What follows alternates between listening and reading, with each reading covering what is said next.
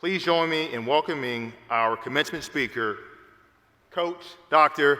Mike Timlon! Woo!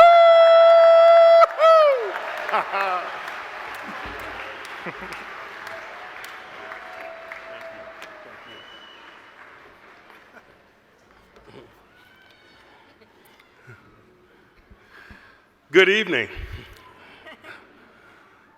Those that know me personally know how funny that just was. I'm humble and honored. Dr. Howard, Board of Directors, faculty and staff, alumni and friends, I'm generally excited and enthused to be here tonight in this celebration and its accomplishment of the group that's before us here today. I'll say directly to this group, the graduating class of 2017 of Robert Morris University, I am personally humbled to share in this important moment with you. I have a great job. My job has afforded me many opportunities in the last decade or so, of which I am truly undeserving. And being here with you tonight in the capacity that I am, I include that among the many opportunities that I don't believe that I'm deserving to have. That being said, I will take it.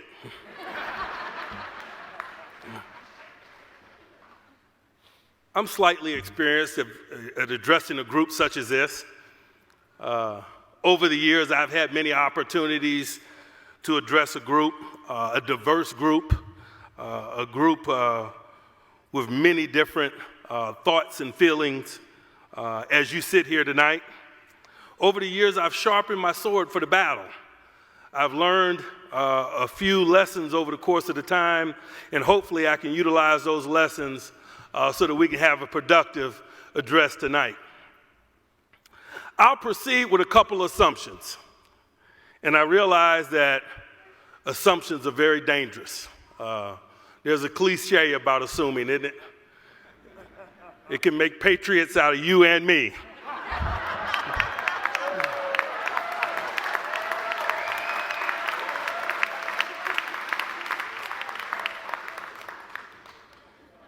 So I'll be careful and thoughtful. A couple of assumptions that I make as I start this address. I'll proceed with the assumption that in some form or fashion, one or more of you out there are somehow live streaming this on the internet. And I'll behave accordingly. I'll also assume that there is a varying level of interest in exactly what it is I have to say. My experience addressing the group that I address daily tells me that. Some will be distracted by what lies ahead, whether what lies ahead is out there in the parking lot or in the bigger scheme of things, what lies ahead out there in life. And some of you, I would imagine, quite frankly, are not highly interested in what I have to say, and you'll simply wait for my mouth to stop moving. I have a level of understanding and appreciation for that. So with those assumptions in mind, I have a few things that I do want to say to this group, hopefully in preparation for the game of life that awaits you. These points I not only believe in, but I work hard on a daily basis to live out. I refer to them as nuggets of truth. I've been told by others that they also can be referred to as Timlonisms. Whether they're referred to as nugget of truths or Timlonisms, hopefully they're points that could be helpful to you, not only as you embark on the challenges of life, but hopefully it'll provide some comfort and some understanding as you sit where you are right here. The first nugget of truth that I'd like to share with this group is this. Emotions are just that, emotions. Trust your preparation. You see, I get to stand in front of a group oftentimes, usually on Sunday afternoons, and I acknowledge that, boy, the spectrum, the wide range of emotions within the group that I face or I stand before every Sunday is varied. Some of the emotions are hopeful ones, exciting ones. Some of them are not as much because of uncertainty, because of the greatness associated with the future. I would imagine, because I've sat where you sit, that could be said about this group. There's a wide variety of emotions as you sit there tonight. And emotions are great. But I think it's important that we keep perspective on it. Regardless of what your emotions are as you sit here tonight, I ask that you trust your preparation. This process that you've been through in pursuit of where you sit right now has prepared you for the challenges that lie ahead. The formal training, the informal training, the relationships, the experiences, over the course of maybe in some instances 3 years, maybe in some instances like me, 5 years, in 2 summers. Nonetheless, you sit there tonight. I challenge you to enjoy the emotions associated with sitting in the seats that you sit in tonight. Trust your preparation.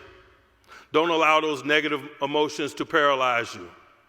Trust the experience that has been your education here at Robert Morris University. You are duly prepared.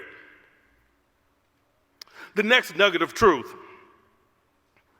I challenge this group to pursue your passions. The degree that you'll walk out here with this evening is validation of your training. And it may have an area of concentration in a specific area. I challenge you, regardless of what that degree reads, to chase your passions. It'll make you a more productive person. It'll make people around you better. Chase your passions. A few number of years ago, I'm not going to get into specifics because I'm aging a little bit. I sat where you sit with a degree in hand, with a little bit of uncertainty about what lied ahead. I had opportunities, very, very nice opportunities.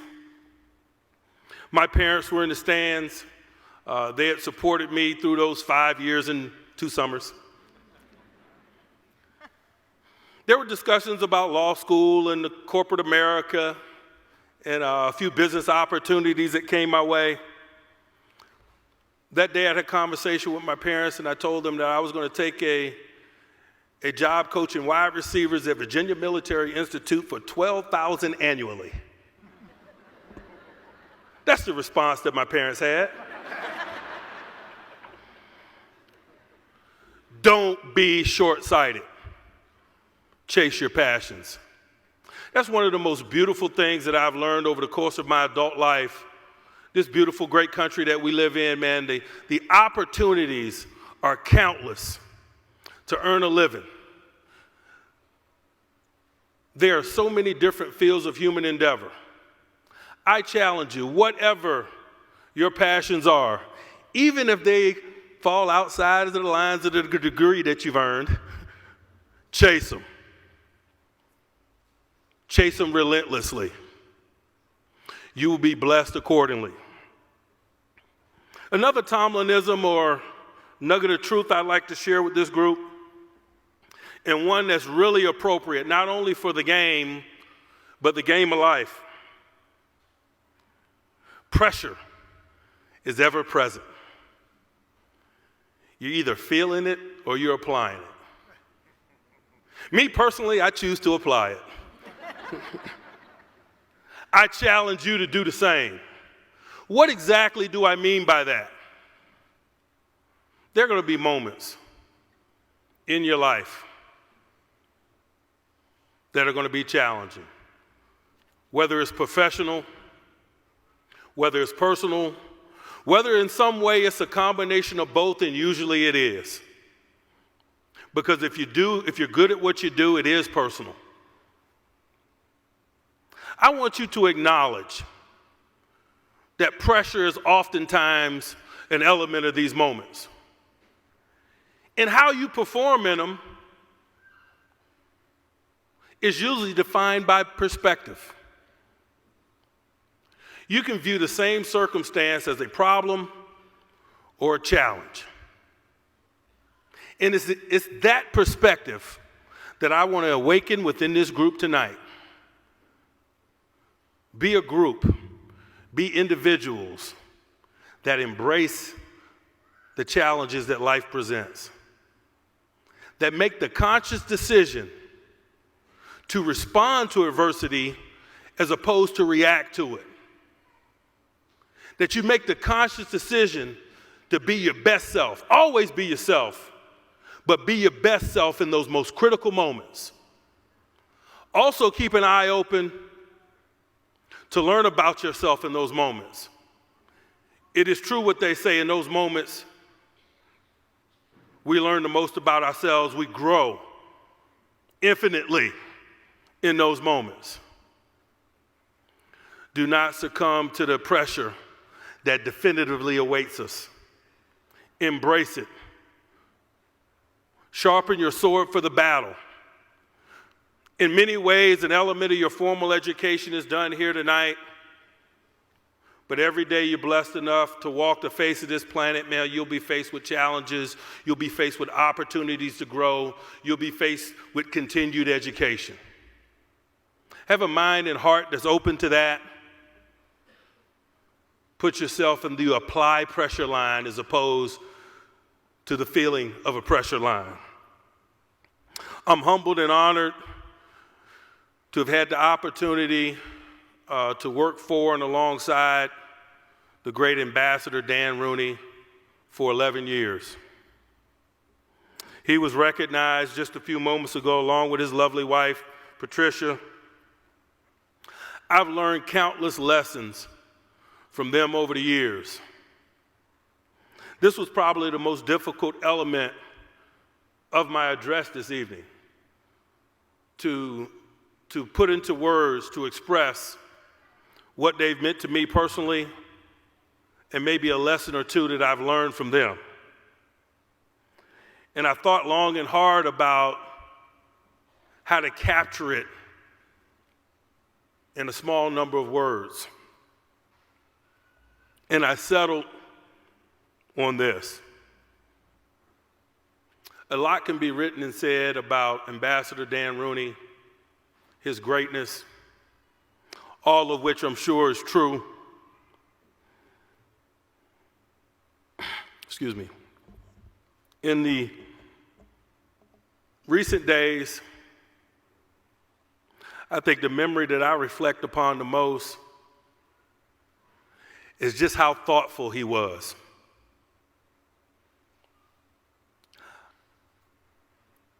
I fight every day to emulate it.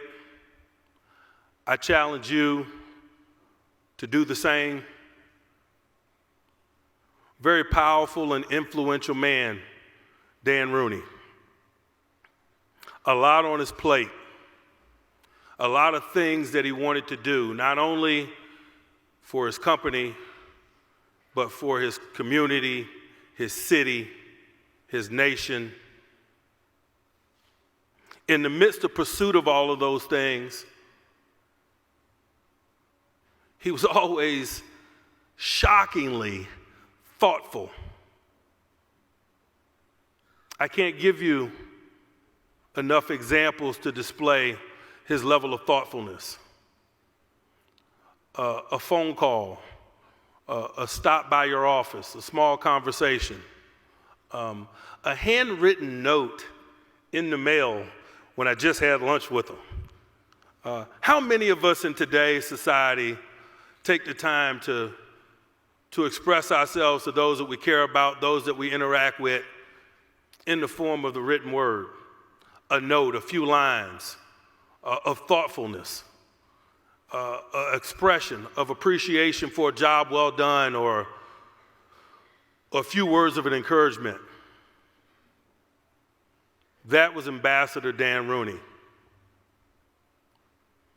That's what I think about when I think about how he impacted me personally and professionally.